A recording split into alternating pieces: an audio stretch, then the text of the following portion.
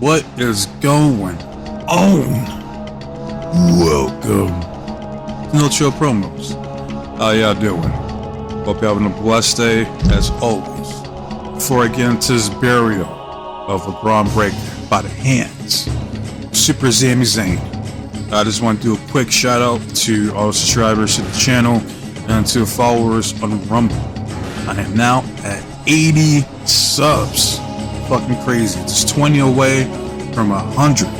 Now, like I said, once I hit 100, I'm gonna do that top 5 wrestlers of all time video for you guys. And from here on out, like every 100 milestone I reach, so next, say I reach 200 subs, I'll do like my top 5 favorite wrestlers right now list or some shit like that. I don't know. But yeah, real quick, I just want to shout out 2 subs that I see here, and that's Flyboy Shivi 87. I think that's how you say it. I apologize if I mispronounced that. And James Gabriel 1 kilo. I hope I don't fuck these names up. Sorry if I did. I apologize. But thank you guys for the subs. I truly appreciate it. There's enough about that. Let's get into this video. Now, I didn't watch Money in the Bank, nor do I plan to. Alright, but from what I've heard, you have Drew Mack winning the Money in the Bank briefcase. He was the last person that needed to win that fucking match. Alright, this man's already a multiple-time world champion. The only thing Drew Mack needs is Broken Dreams back. That's all he fucking needs. He could be easily the top babyface in the fucking company. But, well, I have my suspicions as to why they won't do it. So, but that's for another video. What else happened? We got Damian Priest, I guess, almost like not kicking out after superplex into a Falcon Arrow spot. I guess allegedly Drew Mack was supposed to fucking come out with his entrance music or some shit, like distract the fucking people. But I'm like, man, fuck that shit. Like, motherfucker, you're the champion. Alright, if I hear like 1, 2, I'm kicking out. I'm calling audible and kicking out, man. You gotta improvise sometimes, man. Fuck that shit. But that's not the worst thing I've seen being reported from Money in the Bank. The worst thing, easily, in my opinion, was the fact that Sami Zayn beat LeBron Breakker clean as a fucking whistle at Money in the Bank to still be Intercontinental Champion. Why? My question is, why? Like, what the fuck are we doing here? Like, why would you sacrifice Bron Breakker for Sami Zayn? I swear to God, I don't understand it. And look, alright, I have nothing against Sami Zayn. Alright, at one point, this man was the biggest babyface in the WWE. There's no question about it. This man was getting bigger pops, bigger reactions than that fuckface Cody Rhodes, and that's a fact. Alright, but he got sacrificed to Roman because we can't take away from Cody. This is his spot. He's the one destined to beat Roman Reigns. And look where that got you. Alright, I've heard there was "We Want Roman" chants while the man that just beat fucking Roman at WrestleMania 40 was in the ring or was out there. I'm like, yeah, that signals to me that his reign has been a complete fucking flop. And look where that got you. I've heard there was "We Want Roman" chants while the man that just beat Roman back in April at WrestleMania 40 was out there. Like, that signals to me that his reign has been a complete fucking flop. Alright? And no surprise here, because I try to tell people this dude fucking sucks. I mean, again, I wanted Roman to lose, just not to Cody. Like, I wouldn't have been all for it, Sami Zayn beating Roman back at the Elimination Chamber last year. You know, holding on to the belt for a few weeks, just to drop it back to Roman at WrestleMania 40. You know, that would have been fine. But it would have made the point that Sami Zayn made it. Like, hey, let's reward Sami for putting on some of the best television, like, in years for this fucking company. Because the whole peak bloodline shit came from when Roman was facing against Jey Uso in that first year, and then when they were trying to recruit and then they brought in Sami Zayn to the bloodline. That was peak bloodline shit. Everything else was fucking mid or just irrelevant.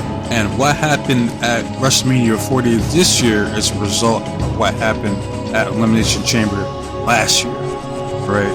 And no, I don't claim to know all the inner workings of the WWE or any wrestling company. Right? It's just pure speculation, using my observation hockey, alright? Like, it ain't that fucking complicated to figure out how these people operate. Okay, I can tell you that right the fuck now, man. Like, this isn't quantum physics here, alright? This is politics. It's always been about politics backstage. Alright, it's not exactly about what you can do, it's about who you know. Alright, you scratch my back, I scratch yours. Type shit, alright? Like, for Sammy, for instance, yeah, Triple H, yeah, Sammy, as a consolation prize, for you losing to Roman last year, I'm gonna book you, to go over on Gunther, ending this historic title reign at 666 days, and you're gonna be the new Intercontinental Champion. Right?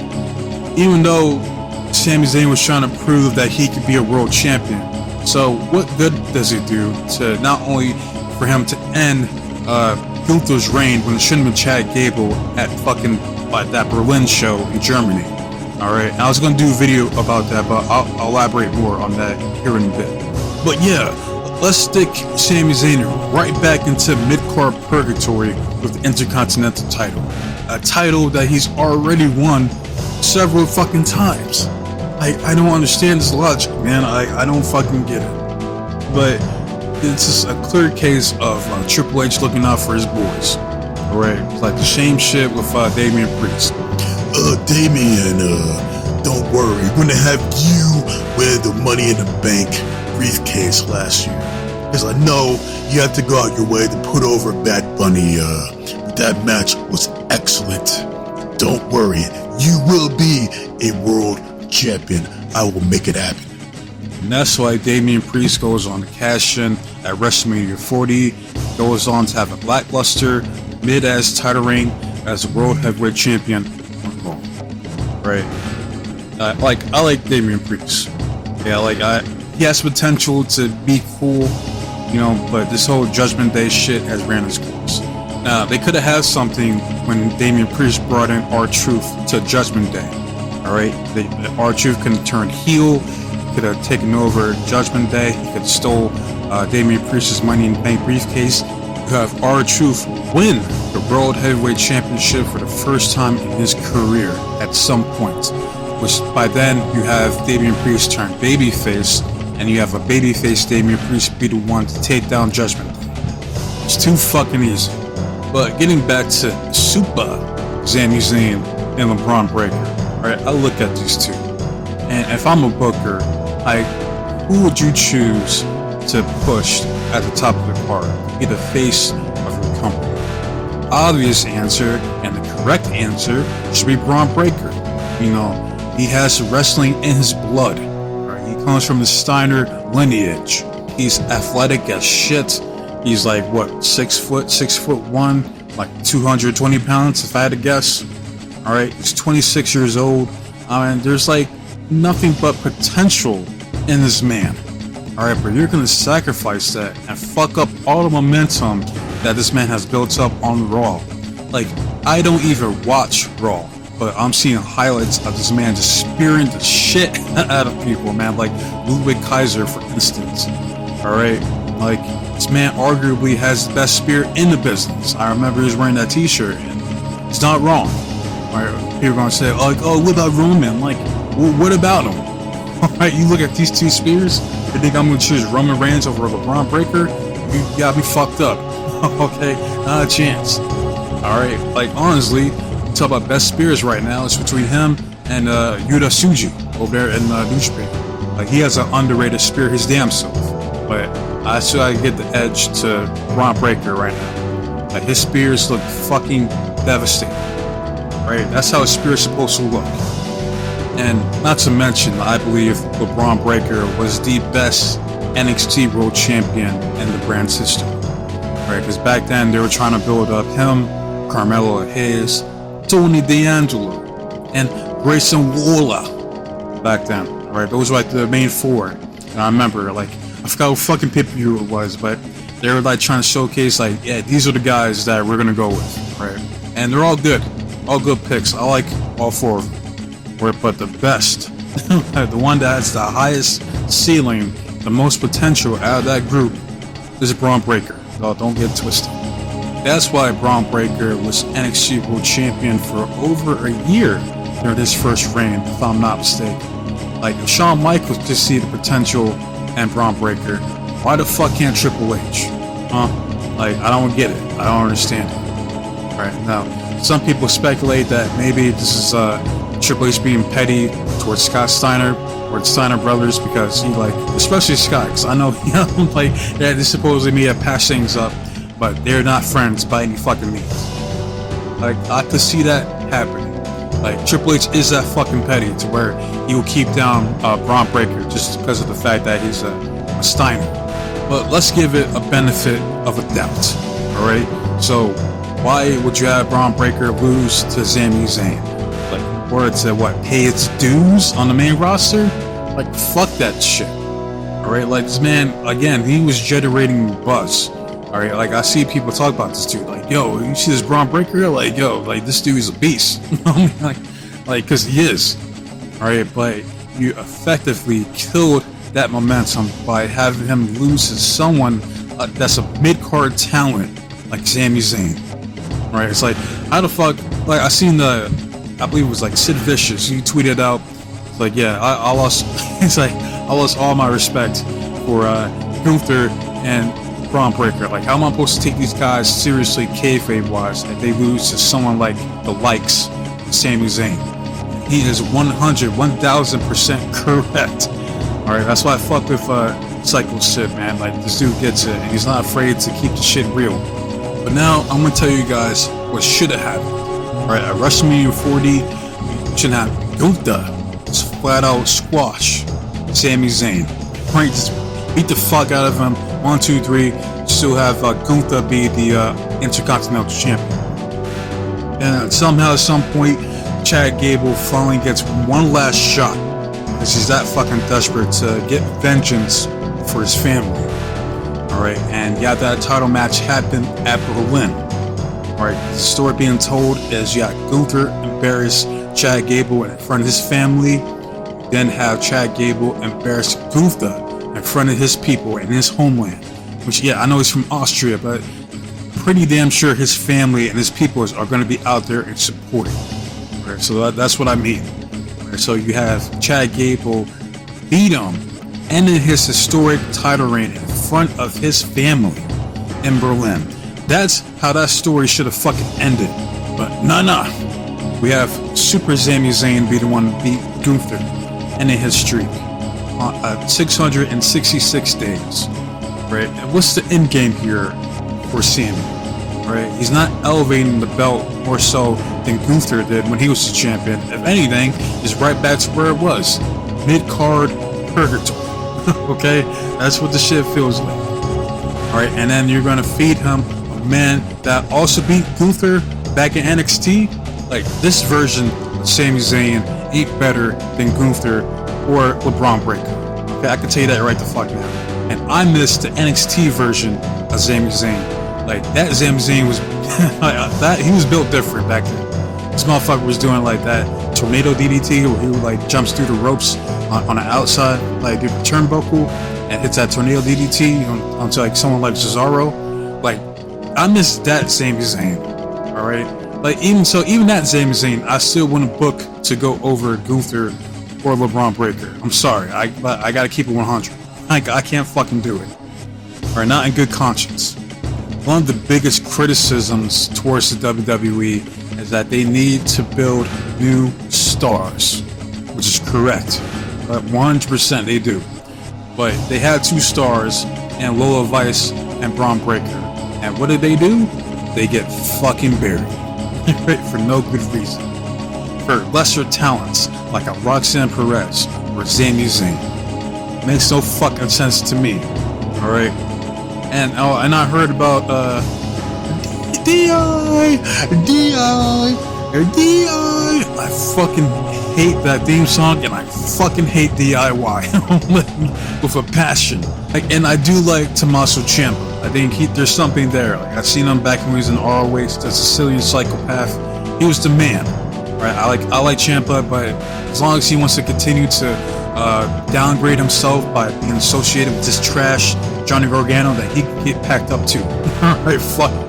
Because I fucking hate DIY, man. Like, but they're gonna go over on young talents such as Austin Theory and Grayson Waller, and I know potential when I see it, and there's still potential in Austin Theory and Grayson Waller. Okay, but essentially what happened is we've seen 4 young talents be buried in a single weekend.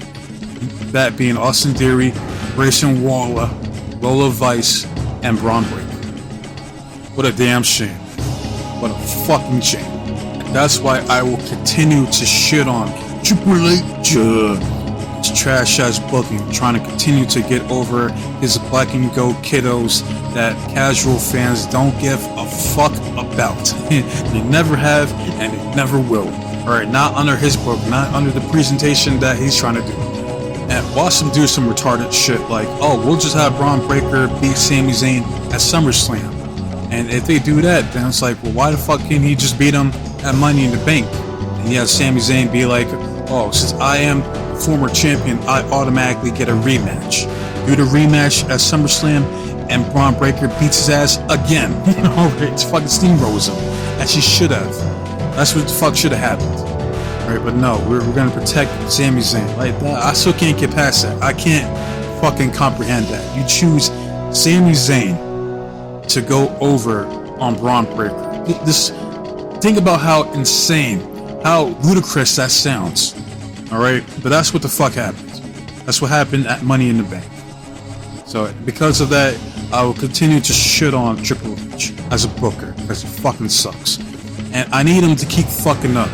He needs to keep doing these trash ass booking decisions till it gets to a point to where TKO has to be like, alright, okay. I mean, like we gave you an ample amount of time to try to turn things around, like, and failing. You suck. You gotta get packed up. You gotta go, bro. Like, we're not gonna fire you, but your ass is getting demoted. Someone's taking your spot. That's the end game for me. I want to see Triple H be replaced as head of creative. Why? Because he's not creative. He's failed to get any of his black and gold kiddos over, such as like the Pete Dunnes, the Tyler Bates, Johnny Garganos, the Tommaso Ciampas, the Bronson Reeds, the Karrion Crosses of the world. He's failed with all of them. Okay? And the only person this man knows how to book is himself. And one last thing, I do believe LeBron Breakker does have potential to try to bounce back, but it's going to require a lot of work. And I do mean a lot of work to try to get back that momentum, because in most cases, once you take a significant loss that you shouldn't have, like, you're never going to get back to where you once were. All right, just look at Bray Wyatt. He lost to John Cena. In my opinion, he never got that momentum back that he once did prior to that match at WrestleMania. I don't know, but I will be praying for LeBron Breakker. And why do I call him LeBron Breakker? Because it's fucking hilarious. Okay? Like, it ain't that serious, man. It's like calling Ronda Rousey Lil Ronda Rousey, or like Shawn Michaels the Shawn Michaels. Like, it's hilarious. Okay? Like, that's all it is. Just fun and games, man. Now, I want to hear from you guys. How do you guys feel about the match that took place between Super Sami Zayn versus LeBron Breakker? Are you in agreement to Sami Zayn going over, and that like, it's too soon for him to lose the belt? Like, he's the one that beat Gunther, and Gunther was the longest reigning Intercontinental Champion in history.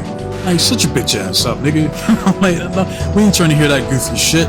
Like, or you're like me, to where LeBron Breakker should just steamroll, dog walk fucking Sami Zayn in like 2.5 seconds. He goes up there, hits a fucking spears the shit out of him. You know, right? And you got the new Intercontinental Champion, Bron Breakker. So you let me know in the comment section. Love it, hate it, comments, subscribe to the channel. It's all the same to me. As I continue to make these videos, I want to see the engagement. I want to see the feedback from you guys, the subscribers, anybody that views my videos. I want to know what you guys think, both positive and negative, right? And thank you to the people who like the video and comment on the videos, man. Like, I appreciate it. Like, that's all I want to see. All right, thank you from the bottom of my heart. Now, for my next video, I gotta knock out the men's list for the ESPN Top 10 Wrestlers of 2024. Then after that, I'm going to do the video requests for booking Roman Reigns' return. That'll be next. So, that said, I wasted enough of your guys' time. So, be safe, be blessed, and you take care of yourself. I'm out this bitch. Until next time, adios.